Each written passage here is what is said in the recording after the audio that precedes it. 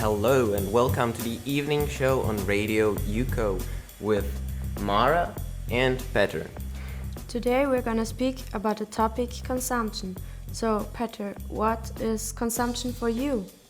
Well, we are consuming all the time. We have to think about the mental consumption. We consume books, movies, music, thoughts of other people as well.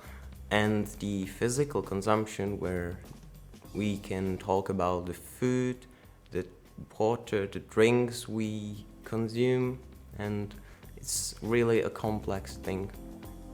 You're right. Now we're gonna listen to an interview with the Deputy Head of World Heritage Coordination, Suzanne. But what does actually UNESCO have to do with consumption? Can you please briefly introduce yourself and your work? Yeah, I'm Susanne Hauer, and I'm part of the World Heritage Coordination team here for the city of Regensburg. And we take care of this visitor center, and we take care of the World Heritage site. What role does the theme consumption play in your work, and what does World Heritage have to do with the attitude of how one consumes? World Heritage is sustainable in itself because we protect something for the future, and we take care of consumption because we have the Green Deal here in Regensburg and we are part of the city. And of course we want to protect not only the monuments but also our environment. You convey certain values during your tours, for example, on the topic of accessibility. How do you do that? It's very easy when you tell stories. For example, this old saltburn is an example of sustainability. Here they stored salt over years, over decades. And this old saltburn is now the home of our World Heritage Center. And the value of this saltburn is still to feel. If you look at the building, you still feel this quality. But we have done something different here. How can urban buildings be used sustainably? We are thinking about photovoltaic at the roofs. We are thinking about more green in the city to cool down the air. And we're thinking about more water in the city to cool down the air. And we think about how transport must be rethought for the future. So these all are subjects that matter for all of us, and World Heritage is a subject which touches everything in that realm. How did you personally come up with the topic of sustainability?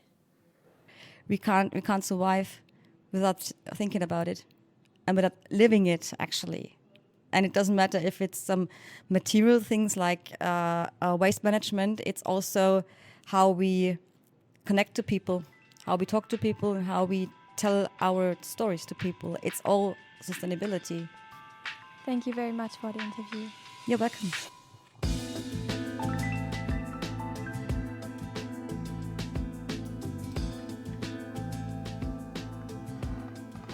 Wow, that was really interesting. But let's see what normal people think. What aspects do you consider when shopping? First of all, price, quality, and maybe third, where it's coming from. I think I shop locally at the market in our town. It's a little town, so we have the possibility to buy at the farmers directly. Well, I mean, I do whether I need it or not, and whether I really need it or not. If you talk about consumption, I think we consume too much. I do buy a lot, like books and records, but I try not to buy stuff that I don't think I will need. Price certainly matters, but for the main things, like food, it doesn't matter that much. I get what I need. If I want a coffee, I get a coffee.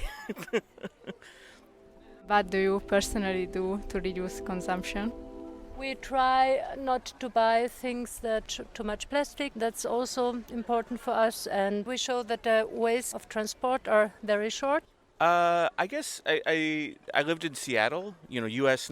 Isn't so good on recycling and stuff like that. But in Seattle, what they did is they had our waste bin was this big, and if we wanted to throw away more, we had to pay for it.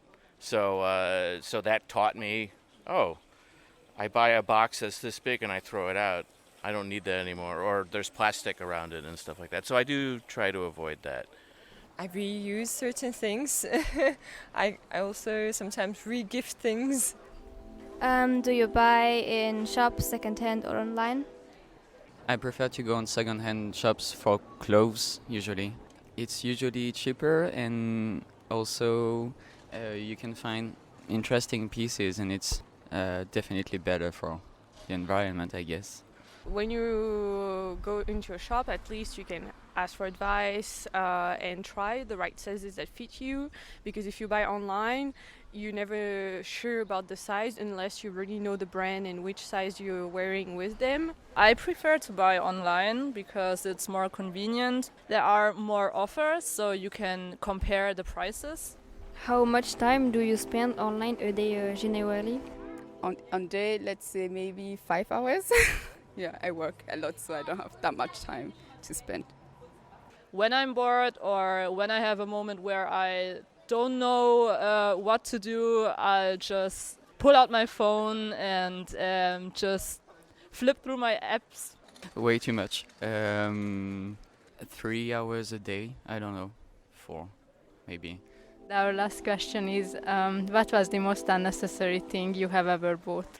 My friends say my books, but I like my books, even though I haven't read them. Yes, my husband will say shoes.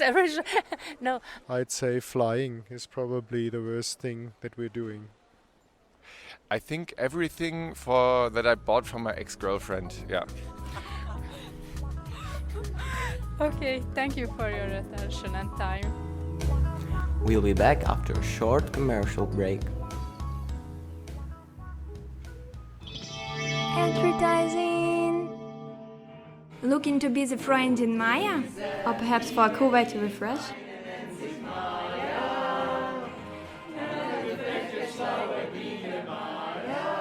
Then you must get our product Wings all later, and everyone in your office will instantly like you more. Wings you can attach to your back. If you push the black-yellow button, the wings move and make wind for the person behind you. Just today we have the super sale. Buy 2 and get 1 extra free. Advertising. Oh, like honestly, hearing people talking about them actually realizing the problem here and trying to reduce their consumption gives me some hope. Yes, it's so interesting. And now we're gonna hear an interview with another expert, the board member of the organization Transition, Paul, to find out what we can do to be more sustainable. Hello, do you want to introduce yourself? Thank you for your visit. My name is Paul Przybilla, and I'm in charge for this non-profit organization team since February 2022. Thank you. What is the transition movement? The transition movement is actually that wants to change the world, that wants to have an answer to the climate change, that wants to save the environment, to live responsible, to not destroy the environment, and we want to change the society. We have urban gardening. Also, we have this project, it's called Talbar. As you see, we have a lot of clothes, and we have like an idea of sharing clothes. And we have a place where we have vegetables, and people can buy vegetables here, and it's cheaper. What do I have to do personally to be the part of this movement? If you want to be a part of this movement, you can be a member of our organization. It costs like 12 euros a year, and you can get a member of this non-profit organization. But if you want to change the world, you can start, for example, to not buying plastic bottles. You can go more by bicycle or by foot. You can avoid throwing away food.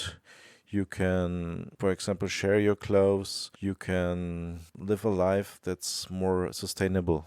So, which project are you the most proud of? Well, actually, we are quite proud of all of the projects because it's a huge organization with a lot of branches, a lot of ideas, a lot of energy, a lot of positivity. But most of that, we are proud of the gardens. And people are like so happy we're going there. Gardens, there's also a place for relax. What do you think the easiest thing is that people can change in their consuming behavior? Actually, not throwing things away.